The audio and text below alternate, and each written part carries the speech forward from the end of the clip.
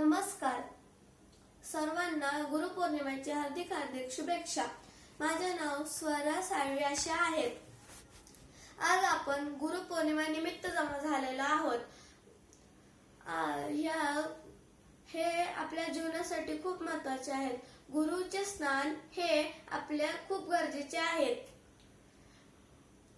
आषाढशी ह्याला आपण गुरुपौर्णिमा व्यस्त पौर्णिमा असं म्हणतो। गुरु आई बाप आपल्याला पंख देतात, त्या पंखात भरारी मारण्याची शक्ती गुरु देतात। गुरु